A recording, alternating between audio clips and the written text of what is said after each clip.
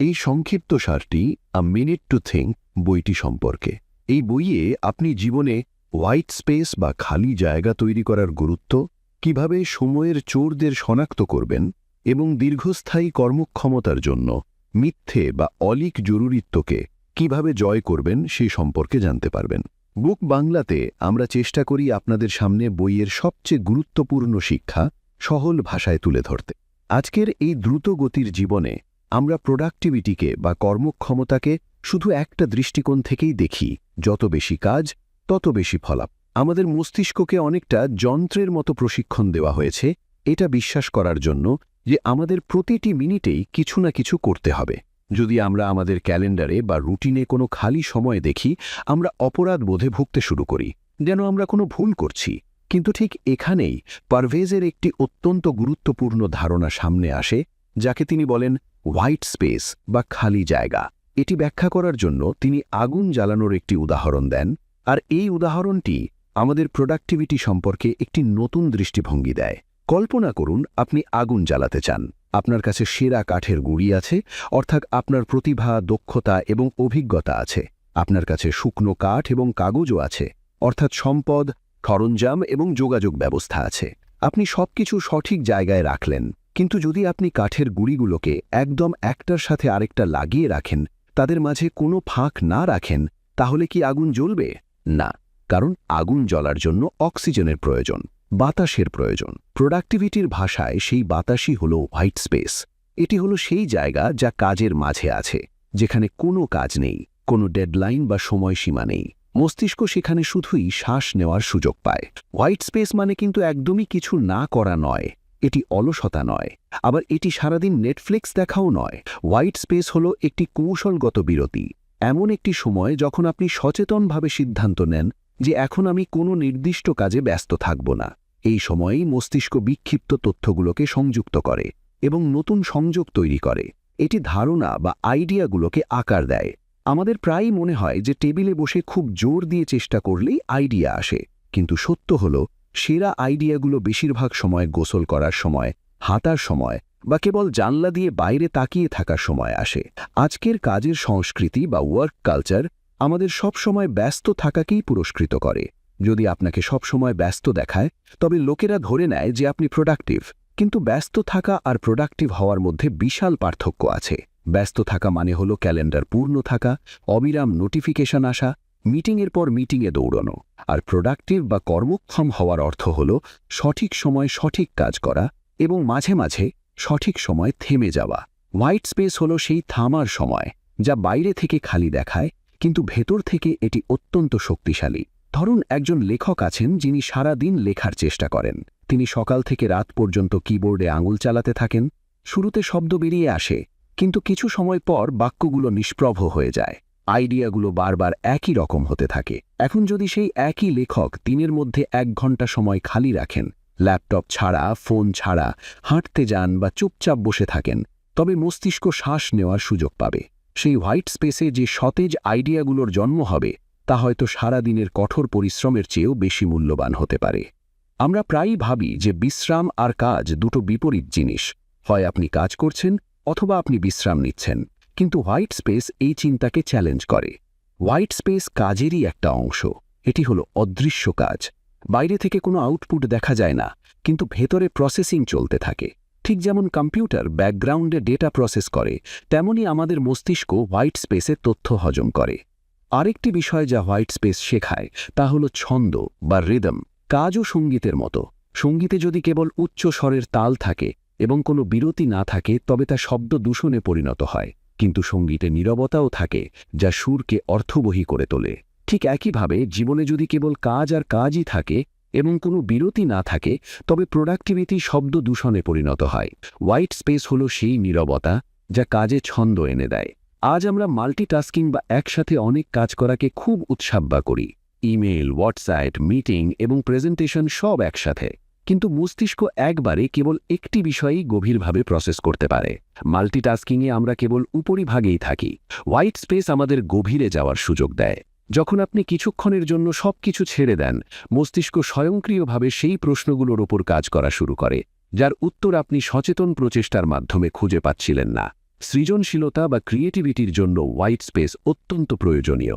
চাপের মধ্যে সৃজনশীলতার জন্ম হয় না, এটি জন্ম নেয় ফাঁকা স্থানে। যখন মস্তিষ্ক অন্বেষণ করার স্বাধীনতা পায়, তখন নতুন সংযোগ তৈরি হয়। অনেক আবিষ্কার এবং উদ্ভাবন আকস্মিক ছিল না, বরং সেগুলো ছিল হোয়াইট স্পেসের ফলাফল। এমন একটি সময় যখন বিজ্ঞানী বা চিন্তাবিদ কোনো নির্দিষ্ট সমস্যা সমাধান করতে চেষ্টা করছিলেন না, কিন্তু মস্তিষ্ক উন্মুক্ত ছিল। একটি সাধারণ ভুল ধারণা হল যে হোয়াইট স্পেস একটি বিলাসিতা, এমন কিছু যা কেবল শিল্পী বা ধনী ব্যক্তিদের জন্য। কিন্তু সত্য হল, হোয়াইট স্পেস একটি প্রয়োজনীয়তা। যদি আপনি না থেমে একটানা কাজ করে যান, তাহলে বার্নআউট আসবেই। বার্নআউট তখনই আসে যখন আগুন অক্সিজেন পায় না। কাঠ আছে কিন্তু বাতাস নেই। হোয়াইট স্পেস হল সেই বাতাস যা আগুনকে বাঁচিয়ে রাখে। হোয়াইট স্পেসের একটি আবেগপ্রবণ দিকও আছে। যখন আমরা সবসময় ব্যস্ত থাকি, আমরা আমাদের অনুভূতিগুলোকে উপেক্ষা করি। চাপ, হতাশা, বিভ্রান্তি সব ভেতরে জমতে থাকে। হোয়াইট স্পেসে আমরা নিজেদের সাথে দেখা করার সুযোগ পাই।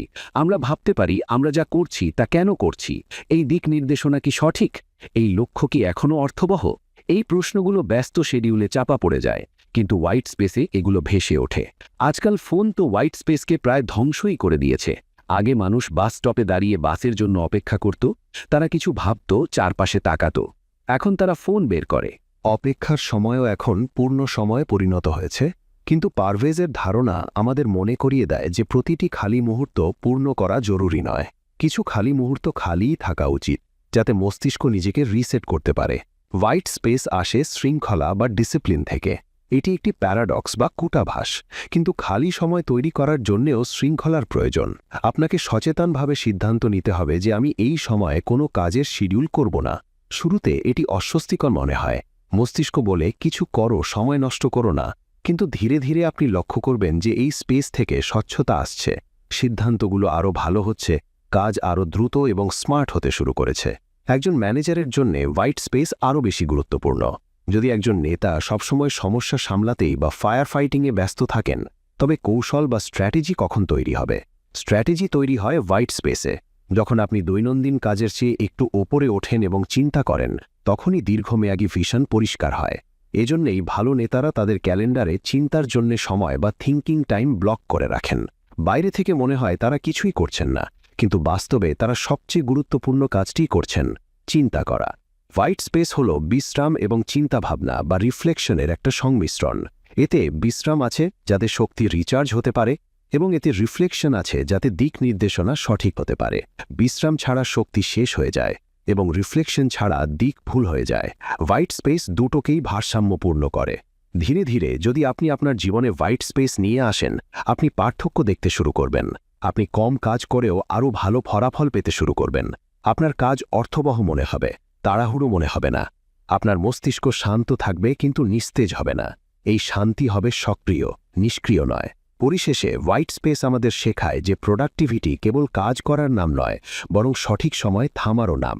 ঠিক যেমন আগুনের জন্য কাঠের প্রয়োজন, বাতাসেরও প্রয়োজন। যদি আপনি সত্যিই আপনার প্রোডাক্টিভিটিকে টেকসই করতে চান, তবে আপনার শিডিউলে সামান্য খালি জায়গা রাখতে শিখুন। সেই জায়গাই আপনার সৃজনশীলতা, স্বচ্ছতা এবং শক্তির আসল উৎস হয়ে উঠবে।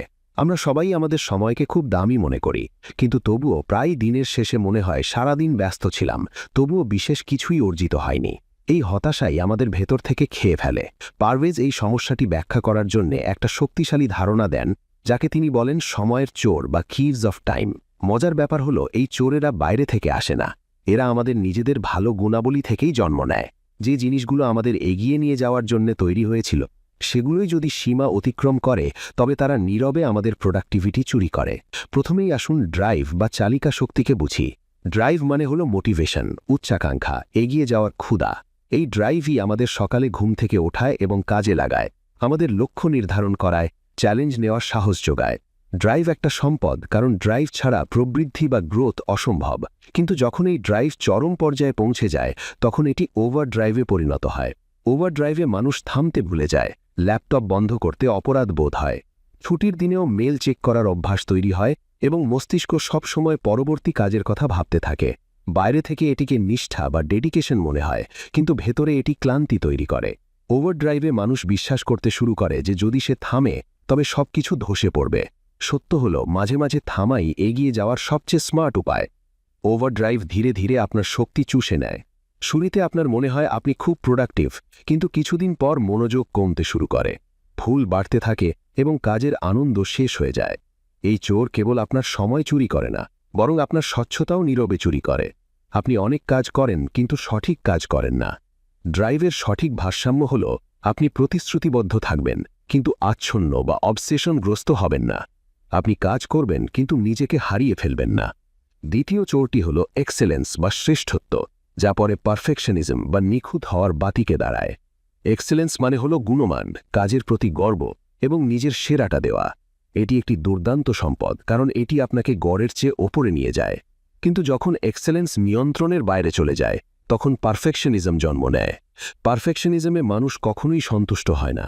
কাজ ভালো হওয়া সত্ত্বেও সে বারবার সেটা ঘষামাজা করতে থাকে, ফন্ট পরিবর্তন করা, রং ঠিক করা, শব্দ পুনরায় লেখা, অথচ বাস্তবে কাজটি যথেষ্ট ভালো বা গুড এনাফের চেয়েও ওপরে চলে গেছে। পারফেকশনিজমের সবচেয়ে বড় ক্ষতি হল এটি কাজ শেষ করতে বাধা দেয়। আপনি কাজ শুরু করেন কিন্তু শেষ করতে পারেন না, অথবা শেষ করলেও অনেক দেরি হয়ে যায়। এই চোর আপনার সময় চুরি করে এই মায়ায় যে আরেকটু ভালো হোক। কিন্তু সত্য হল পারফেকশন বা নিখুঁত হওয়া একটি চলমান লক্ষ্য যা ধরা অসম্ভব। অনেক সময় 80% গুণমান সম্পন্ন কাজ রিলিজ করা 100% পারফেকশনের জন্য অপেক্ষা করে সময় নষ্ট করার চেয়ে বেশি মূল্যবান। পারফেকশনিজম ভয়ের সাথেও যুক্ত, বিচারের ভয়, সমালোচনার ভয়। আমরা ভাবি কাজ নিখুঁত না হলে লোকে কি বলবে, এই ভয়ে আমরা সময় ব্যয় করতে থাকি। কিন্তু পরিহাসের বিষয় হল আমরা আমাদের কাজে যতটা মনোযোগ দিই, বেশিরভাগ মানুষ ততটা মনোযোগও দেন না। এক্সেলেন্সের সঠিক অর্থ হল আপনার সেরাটা দেওয়া, কিন্তু এটাও বোঝা যে সেরা মানেই ত্রুটিহীন নয়। তৃতীয় চোরটি হল ইনফরমেশন বা তথ্য, যা পরে ওভারলোড বা অতিরিক্ত বোঝায় পরিণত হয়। আজকের বিশ্বে তথ্য হল সবচেয়ে বড় মুদ্রা। শেখা, গবেষণা করা, ডেটা সংগ্রহ করা, এসবই সম্পদ। সঠিক তথ্য ছাড়া সঠিক সিদ্ধান্ত নেওয়া যায় না। কিন্তু যখন তথ্য নেওয়ার অভ্যেস কাজের চেয়ে বেশি হয়ে যায়, তখন ওভারলোড শুরু হয়। আমরা ভিডিও দেখতেই থাকি, আর্টিকেল পড়তেই থাকি, পডকাস্ট শুনতেই থাকি, কিন্তু কিছুই প্রয়োগ করি না। একে অ্যানালিসিস প্যারালিসিসও বলা হয়। ওভারলোডে মানুষের মনে হয় সে প্রোডাক্টিভ, কারণ সে শিখছে, কিন্তু বাস্তবে সে সিদ্ধান্ত পিছিয়ে দিচ্ছে। মস্তিষ্ক ভাবে আর একটা ভিডিও দেখে নি, তারপর শুরু করব, কিন্তু সেই তারপর আর আসে না। এই চোর কৌতূহলের নামে আপনার সময় চুরি করে। তথ্য তখনই কাজের যখন তা কর্মে বা অ্যাকশনে পরিণত, অন্যথায় এটি কেবল মানসিক জঞ্জাল হয়ে দাঁড়ায়। আজ ইন্টারনেট তথ্যকে এত সহজলভ্য করেছে যে থামা কঠিন হয়ে পড়েছে। সব প্রশ্নের উত্তর গুগলে আছে, সব দক্ষতার কোর্স ইউটিউবে আছে, কিন্তু সমস্যা তথ্যের আধিক্য নয়, সমস্যা হলো কোনো সীমানা বা বাউন্ডারি না থাকা। ওভারলোডে মস্তিষ্ক ক্লান্ত হয়ে পড়ে, স্বচ্ছতা কমে যায় এবং আত্মবিশ্বাসও কমতে থাকে, কারণ আপনার মনে হয় আপনি এখনও প্রস্তুত নন। চতুর্থ চোরটি হল অ্যাক্টিভিটি বা কাজ, যা পরে উন্মাদনা বা ফ্রেঞ্জিতে পরিণত হয়। অ্যাক্টিভিটি মানে নড়াচড়া, কাজ করা, সচল থাকা। এটি একটি সম্পদ, কারণ কাজ ছাড়া কিছুই হয় না। কিন্তু যখন অ্যাক্টিভিটির লক্ষ্য কেবল ব্যস্ত থাকা হয়ে দাঁড়ায়, তখন ফ্রেঞ্জির জন্ম হয়। ফ্রেঞ্জিতে মানুষ প্রতিনিয়ত দৌড়াতে থাকে, মিটিং, কল, মেসেজ, টাস্ক, কিন্তু থামে না এটা ভাবতে যে এই সব কিছুর ফলাফল কি। ব্যস্ত থাকা একটা নেশায় পরিণত হয়। ফ্রেঞ্জির সবচেয়ে বড় বিপদ হলো এটি আপনাকে গতির ভ্রম দেয়। আপনার মনে হয় আপনি খুব দ্রুত যাচ্ছেন, কিন্তু দিকটা হয়তো ভুল। এই চোর আপনার সময় খেয়ে ফেলে ছোট ছোট কাজে, যা জরুরি মনে হয় কিন্তু গুরুত্বপূর্ণ নয়। দিনের শেষে আপনি ক্লান্ত হন কিন্তু সন্তুষ্ট হন না। অ্যাক্টিভিটি ফ্রেঞ্জি প্রায়ই ভ্যালিডেশন বা স্বীকৃতির সাথে যুক্ত। ব্যস্ত দেখানো সামাজিকভাবে গ্রহণযোগ্য। যদি আপনি বলেন আজ প্রচুর কাজ ছিল, লোকে আপনাকে সম্মান করে। যদি বলেন আজ আমি চিন্তা করেছি এবং পরিকল্পনা করেছি, লোকে বুঝতে পারে না। ফ্রেঞ্জি আমাদের চিন্তা করা থেকে দূরে রাখে, কারণ চিন্তায় কোনো দৃশ্যমান অ্যাকশন নেই। কিন্তু চিন্তা ছাড়া কাজ কেবল শব্দদূষণ হয়ে দাঁড়ায়। এই চারটি চোরের সবচেয়ে জটিল বিষয়টি হল যে এরা ভালো উদ্দেশ্য থেকেই জন্ম নেয়। ড্রাইভ, এক্সেলেন্স, ইনফরমেশন এবং অ্যাক্টিভিটি, এই সবগুলোই প্রয়োজনীয়। সমস্যা তখন হয় যখন আমরা ভারসাম্য হারিয়ে ফেলি। সময় চুরি তখন হয় না যখন আমরা কাজ করি, বরং তখন হয় যখন আমরা বুঝতে পারি না কখন থামতে হবে, কখন ছাড়তে হবে এবং কখন সহজ করতে হবে। সেরে ওঠার প্রথম ধাপ হল সচেতনতা। আপনাকে সততার সাথে নিজেকে জিজ্ঞাসা করতে হবে, এই চার চোরের মধ্যে কোনটি আপনার সময় চুরি করছে? আপনি কি ওভারড্রাইভে আটকে আছেন? পারফেকশনিজম কি আপনাকে ধীর করে দিচ্ছে? আপনি কি কেবল শিখছেন কিন্তু কাজ করছেন না, নাকি ফ্রেঞ্জিতে ব্যস্ত থেকে নিজেকে প্রোডাক্টিভ মনে করছেন? যখন আপনি চোরকে চিনতে পারবেন, তখন আপনি ছোট ছোট পরিবর্তন করতে পারবেন। ওভারড্রাইভের জন্য সীমানা তৈরি করা, পারফেকশনিজমের জন্য গুড এনাফ বা যথেষ্ট ভালোকে মেনে নেওয়া, ওভারলোডের জন্য শেখার সাথে কাজের সংযোগ ঘটানো এবং ফ্রেঞ্জির জন্য অগ্রাধিকার পরিষ্কার করা। এটি রাতারাতি ঠিক হওয়ার বিষয় নয়, কিন্তু ধীরে ধীরে আপনি লক্ষ্য করবেন যে আপনার সময় আবার আপনার নিয়ন্ত্রণে ফিরে আসছে। পারভেজের এই কাঠামো আমাদের শেখায় যে প্রোডাক্টিভিটি মানে বেশি করা নয়, বরং সঠিক কাজ সঠিক মাত্রায় করা। যখন সম্পদ দায়বদ্ধতা বা লায়াবিলিটিতে পরিণত হয়, তখন সেই জিনিসগুলোই আমাদের থামাতে শুরু করে। কিন্তু যখন আমরা ভারসাম্য শিখি, সময় আর আমাদের শত্রু থাকে না, বরং সহযোগী হয়ে ওঠে। এবং তখন দিনের শেষে আমরা কেবল ক্লান্ত থাকি না, আমরা সন্তুষ্টও থাকি।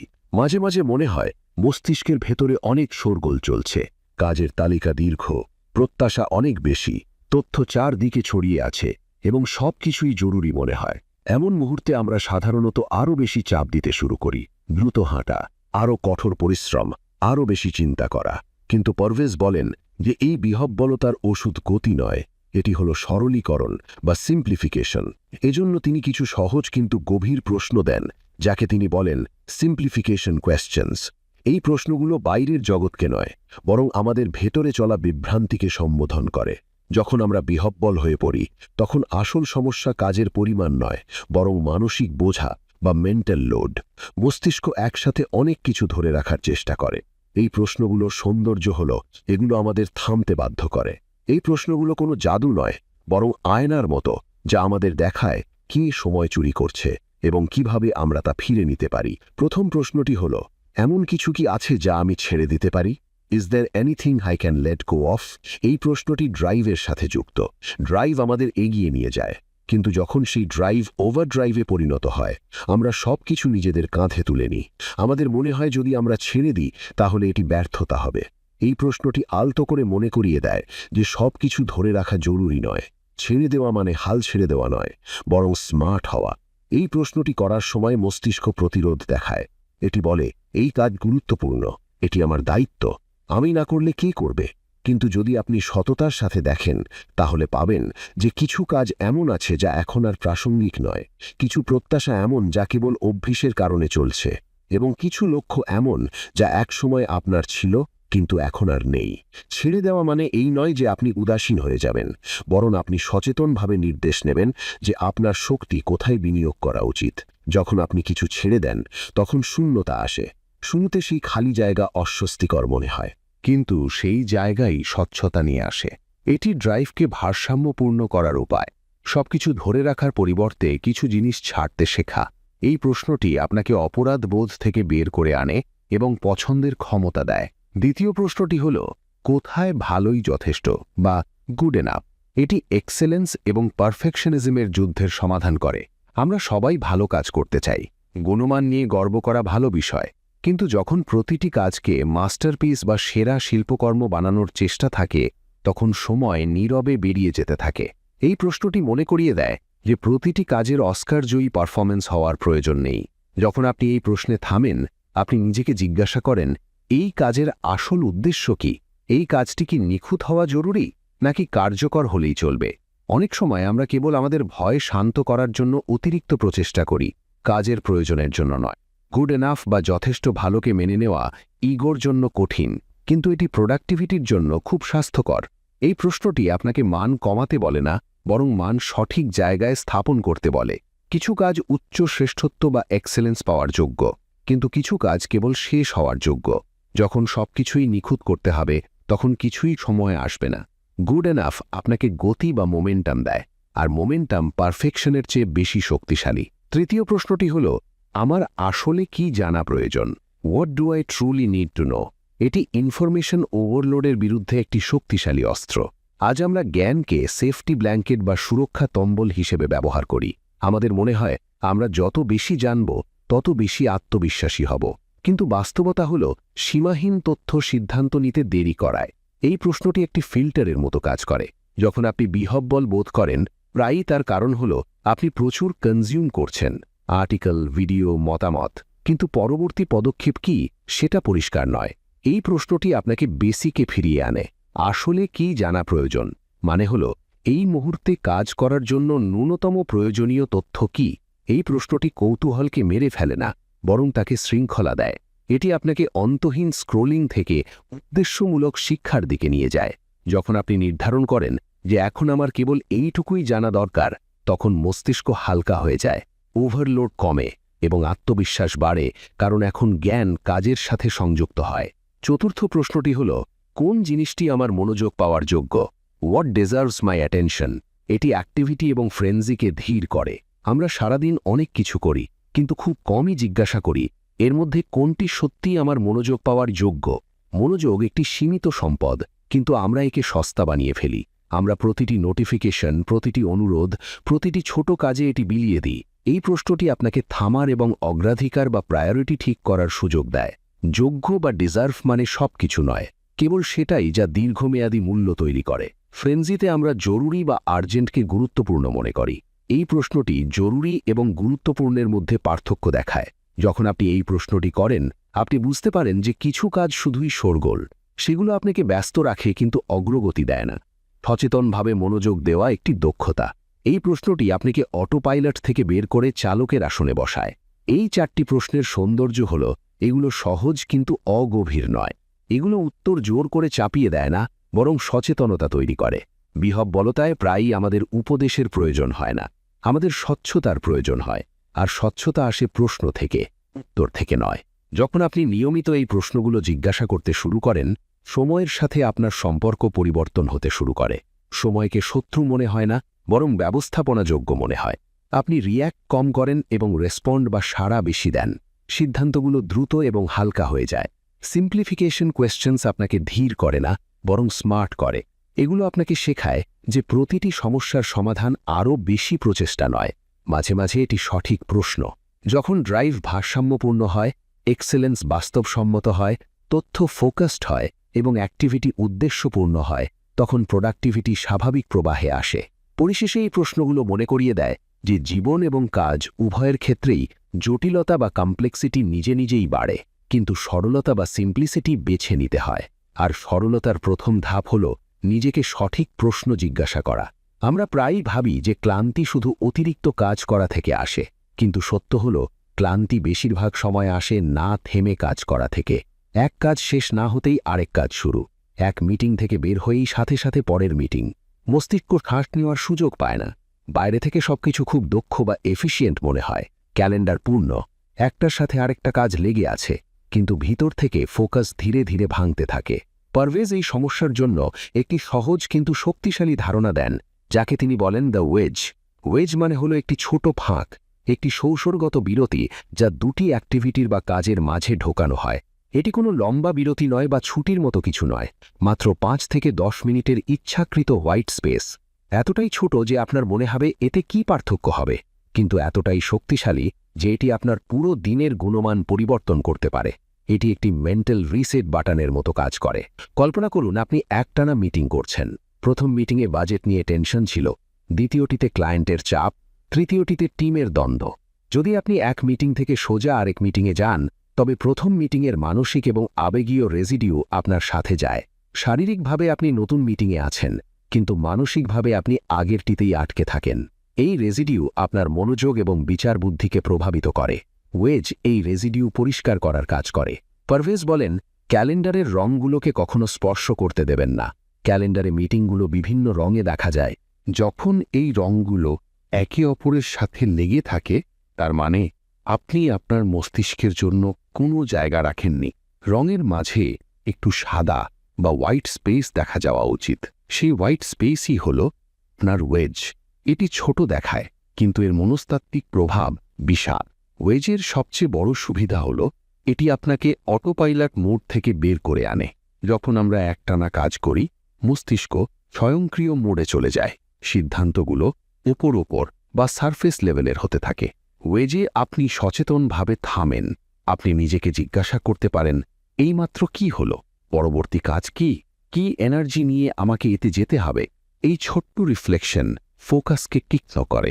অনেকে মনে করেন তাদের ওয়েজের জন্য সময় নেই, ক্যালেন্ডার আগেই প্যাক। কিন্তু সত্য হল ওয়েজ সময় নেয় না, এটি সময় বাঁচায়। ওয়েজ ছাড়া মিটিংগুলো লম্বা মনে হয়, ভুল বোঝাবুঝি বাড়ে এবং ভুল হয়। ওয়েজের সাথে আপনি কম সময়ে অনেক বেশি ক্লিয়ার থাকেন। এটি কোয়ালিটি ভার্সেস কোয়ান্টিটির পার্থক্য। ওয়েজ মানে ফোন স্ক্রল করা নয়। অনেকে মিটিংয়ের মাঝে 5 মিনিট পেলেই হোয়াটসঅ্যাপ বা ইনস্টাগ্রাম ওপেন করেন। এটি বিরতি নয়, এটি ডিস্ট্র্যাকশন বা মনোযোগের বিচ্যুতি। ওয়েজ ডিস্ট্র্যাকশন নয়, এটি ডিসকানেকশন। আগের কাজ থেকে বিচ্ছিন্ন হওয়া যাতে আপনি পরের কাজের সাথে যুক্ত হতে পারেন। এটি শান্ত হওয়া উচিত। একটু হাঁটা, গভীর শ্বাস নেওয়া, পানি পান করা বা কেবল চোখ বন্ধ করে বসে থাকা। ওয়েজ আপনাকে ইমোশনাল রেগুলেশন বা আবেগ নিয়ন্ত্রণেও সাহায্য করে। ধরুন আগের মিটিংটি খুব চাপের ছিল। যদি আপনি বিরতি ছাড়াই পরের মিটিংয়ে যান, আপনার গলার স্বর, বডি ল্যাঙ্গুয়েজ এবং ধৈর্য সব প্রভাবিত হবে। ওয়েজে আপনি সেই আবেগকে স্বীকার করে ছেড়ে দিতে পারেন। এটি আপনাকে রিয়্যাক্ট করা থেকে থামায় এবং রেসপন্ড করার স্পেস দেয়। এই ধারণাটি কেবল মিটিংয়ের মধ্যেই সীমাবদ্ধ নয়, প্রতিটি ট্রানজিশনে ওয়েজ ব্যবহার করা যেতে পারে। কাজ থেকে বাড়ি ফেরার সময়, এক কাজ থেকে আরেক কাজে যাওয়ার সময়, এমনকি সকালে কাজ শুরু করার আগেও ওয়েজ ট্রানজিশনকে মসৃণ করে। গিয়ার হঠাৎ পরিবর্তন না করে এটি ক্লাচের মতো কাজ করে। ক্যালেন্ডারে ওয়েজ শিডিউল করা বা সময় নির্ধারণ করা খুবই গুরুত্বপূর্ণ। যদি আপনি এটি কেবল ইচ্ছার ওপর ছেড়ে দেন, তবে বাস্তবে এটি হারিয়ে যাবে। যখন আপনি কোনো মিটিং ইনভাইট পাঠান বা গ্রহণ করেন, তার পরে 5 থেকে 10 মিনিট ব্লক করুন। শুরুতে এটি অদ্ভুত লাগবে, কিন্তু ধীরে ধীরে অন্যরাও একে সম্মান করতে শুরু করবে। এটি আত্মসম্মানেরও একটি সংকেত। ওয়েজ হল প্রোডাক্টিভিটির লুকানো মাল্টিপ্লায়ার বা গুণক। এটি আপনাকে দ্রুত করে না, কিন্তু স্থির করে। যে দ্রুত দৌড়ায় সে তাড়াতাড়ি ক্লান্ত হয়, যে স্থিরভাবে চলে সে অনেক দূর যায়। ওয়েজ আপনাকে বার্ন আউট থেকে বাঁচায়, কারণ এটি মাইক্রো রিকভারি দেয়। ঠিক যেমন ওয়ার্কআউটের মাঝে বিশ্রাম জরুরি, তেমনি মানসিক কাজের মাঝে ওয়েজ জরুরি। আরেকটি মজার বিষয় হল ওয়েজ সৃষ্টিশীলতাকেও সমর্থন করে। যখন আপনি এক প্রসঙ্গ থেকে আরেক প্রসঙ্গে যান, মস্তিষ্ক বিভ্রান্ত থাকে। ওয়েজ সেই বিভ্রান্তি থিতিয়ে যেতে দেয়। অনেক সময় ওয়েজের সময়েই আপনার মাথায় আইডিয়া আসে যে আগের মিটিংয়ে কি আরও ভালো করা যেত বা পরেরটিতে কি বলতে হবে। ওয়েজ মানে এই নয় যে আপনি স্লো হয়ে যাবেন, এর মানে হল আপনি ইন্টেনশনাল বা উদ্দেশ্যমূলক হবেন। ওয়েজ ছাড়া দিনটি এমনভাবে কাটে যেন কেউ ফাস্ট ফরওয়ার্ড বাটন টিপে দিয়েছে। ওয়েজের সাথে দিনটি অধ্যায়ে ভাগ হয়ে যায়। প্রতিটি অধ্যায়ের শুরুটা সতেজ হয়।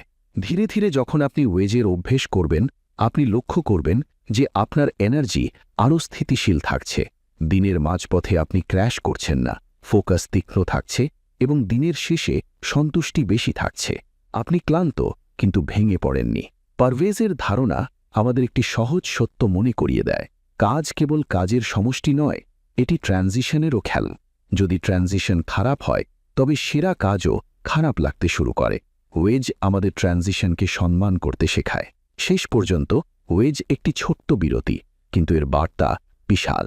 এটি আমাদের অনুমতি দেয় যে প্রতিটি মুহূর্ত পূর্ণ করা জরুরি নয়। কিছু মুহূর্ত খালি থাকা উচিত, যাতে অন্য মুহূর্তগুলো অর্থবহ হতে পারে। যখন আপনি আপনার ক্যালেন্ডারে হোয়াইট স্পেস রাখেন, আপনি আসলে আপনার মস্তিষ্কের জন্য অক্সিজেন রাখেন, এবং সেই অক্সিজেনই আপনাকে জ্বলে না গিয়ে বা বার্ন আউট না হয়ে সারা দিন জ্বলতে সাহায্য করে। আজকের জীবনে আমাদের সবচেয়ে বেশি ক্লান্ত করছে কাজের পরিমাণ নয়, বরং সবকিছুর তাড়া। ফোন বাজে, নোটিফিকেশন আসে, মেল পপ আপ হয় এবং মস্তিষ্ক সাথে সাথে প্রতিক্রিয়া জানায়, এখনই উত্তর দিতে হবে। মেসেজ যতই ছোট হোক, শরীর এমনভাবে প্রতিক্রিয়া জানায় যেন সামনে কোনো বিপদ উপস্থিত হয়েছে। পারভেজ এই অবস্থাকে বলেন হ্যালিউসিনেটেড আর্জেন্সি বা অলিক জরুরি, অর্থাৎ এমন এক জরুরি ভাব যা আসলে নেই কিন্তু আমাদের কাছে বাস্তব মনে হয়।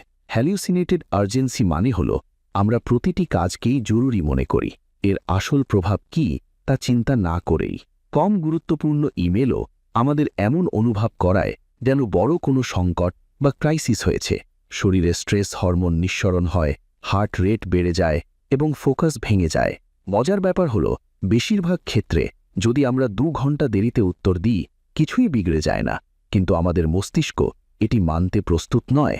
এই জরুরিত্বের মূল বা শিকড় জৈবিক। মানুষের মস্তিষ্ক বিপদের জন্য তৈরি। পুরনো দিনে যদি সামনে সিংহ আসত, তবে তাৎক্ষণিক প্রতিক্রিয়া জরুরি ছিল। ফাইট অর ফ্লাইট রেসপন্স বা লড়ো অথবা পালাও প্রতিক্রিয়া জীবন রক্ষাকারী ছিল, কিন্তু আজ সিংহের বদলে ইমেইল এবং মেসেজ এসেছে। মস্তিষ্ক পার্থক্য করতে পারে না যে এটি শারীরিক ভঙ্গি নাকি কেবল তথ্য। ফলাফল হল প্রতিটি পিং বা শব্দে শরীর একই স্ট্রেস রেসপন্স সক্রিয় করে। সমস্যা বাড়ে যখন এটি ধ্রুববতা হয়, কনস্ট্যান্ট। সারাদিন জরুরিত্বের এই বিভ্রান্তি বা ইলিউশন থাকে। আমরা গভীর কাজে বসি, কিন্তু প্রতি 5 মিনিটে ইনবক্স চেক করি। প্রতিটি নোটিফিকেশন আমাদের টানে। এই রিঅ্যাক্টিভিটি বা প্রতিক্রিয়াশীলতা আমাদের মানসিকভাবে নিঃশেষ করে দেয়। কাজ চলতে থাকে, কিন্তু সন্তুষ্টি কমতে থাকে। এটি বার্নআউটের শুরু। হ্যালিউসিনেটেড আর্জেন্সির একটা বড় কারণ হল অস্পষ্ট প্রত্যাশা। আমরা আসলে জানিই না কি সত্যিই জরুরি আর কি নয়। তাই নিরাপদ থাকার জন্য আমরা ধরে নিই সবকিছুই জরুরি। টিম বা দলের মধ্যে এই সমস্যা আরও বাড়ে। যদি একজন ব্যক্তি সাথে সাথে উত্তর দেয়, অন্যরাও একই মান অনুসরণ করতে শুরু করে। ধীরে ধীরে এটি একটি সংস্কৃতি বা কালচারে পরিণত হয়। যদি সাথে সাথে উত্তর না দেওয়া হয়, তবে কিছু একটা ভুল হবে। পারভেজ এই চক্র ভাঙার জন্য একটি সহজ কিন্তু শক্তিশালী ধারণা দেন। আর্জেন্সি বা জরুরিত্বকে সংজ্ঞায়িত করুন। Define urgency. আর্জেন্ট কোনো অনুভূতি নয়, আর্জেন্ট হল একটি সংজ্ঞা। যতক্ষণ না আপনি সিদ্ধান্ত নিচ্ছেন আর্জেন্ট মানে কি, সবকিছুই আর্জেন্ট মনে হবে। উদাহরণস্বরূপ, একটি টিম সিদ্ধান্ত নিতে পারে যে আর্জেন্ট মানে এমন মেসেজ যার উত্তর 4 ঘন্টার মধ্যে প্রয়োজন। কম গুরুত্বপূর্ণ বিষয়গুলো পরের দিনও দেখা যেতে পারে। যখন আর্জেন্সি সংজ্ঞায়িত হয়ে যায়, মস্তিষ্ক স্বস্তি পায়। এখন আর প্রতিটি মেসেজকে এমার্জেন্সির মতো ট্রিট করতে হয় না। এই স্বচ্ছতা তাৎক্ষণিকভাবে স্ট্রেস কমায়। মানুষ বুঝতে শুরু করে যে রেসপন্স টাইম বা উত্তরের সময় মানে অসম্মান নয়, বরং এটি সিস্টেমের একটি অংশ। হ্যালিউসিনেটেড আর্জেন্সি আমাদের বর্তমান মুহূর্ত থেকেও দূরে নিয়ে যায়। আমরা যে কাজে বসে আছি পুরোপুরি তাতে থাকি না। মস্তিষ্ক ভবিষ্যতের নোটিফিকেশনের জন্য সতর্ক থাকে। এই ধ্রুবক সতর্কতা বা কনস্ট্যান্ট অ্যালার্টনেস শক্তি খেয়ে ফেলে। যদি আর্জেন্সি বাস্তব না হয়, তবে এই সতর্কতাও অর্থহীন। কিন্তু শরীর একে বাস্তব মনে করে, তাই ক্লান্তিও বাস্তব হয়। আরেকটি মজার বিষয় হল, আর্জেন্সি প্রায়ই ইগোর সাথেও যুক্ত থাকে। আমাদের মনে হয় যদি আমরা সাথে সাথে উত্তর না দিই, তবে আমাদের গুরুত্বপূর্ণ মনে হবে না, বা লোকে ভাববে আমরা সিরিয়াস নই। কিন্তু সত্য হল, একটি চিন্তাশীল উত্তর প্রায়ই একটি তাৎক্ষণিক উত্তরের চেয়ে বেশি মূল্যবান। হ্যালিউসিনেটেড আর্জেন্সির কারণে গুণমান বা কোয়ালিটি বলি দেওয়া হয় শুধু গতির জন্য। এই বিভ্রম ভাঙার জন্য বাউন্ডারি বা সীমানা খুব জরুরি। নোটিফিকেশন বন্ধ রাখা, নির্দিষ্ট সময় মেইল চেক করা এবং ফোকাস ব্লক তৈরি করা, এসবই ছোট পদক্ষেপ, কিন্তু এগুলোর পেছনে মানসিকতা বা মাইন্ডসেট পরিবর্তন সবচেয়ে জরুরি। যতক্ষণ না আপনি ভেতর থেকে মেনে নিচ্ছেন যে সবকিছু জরুরি নয়, ততক্ষণ বাইরের টুলস খুব একটা কাজ করবে না। টিম লেভেলে আর্জেন্সি সংজ্ঞায়িত করা আরও শক্তিশালী। যখন পুরো টিম একমত হয় কি জরুরি আর কি নয়, বিশ্বাস বা ট্রাস্ট বাড়ে।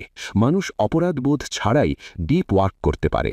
মিটিংগুলোও ভালো হয়, কারণ মানুষ মানসিকভাবে উপস্থিত থাকে, ইনবক্সে নয়।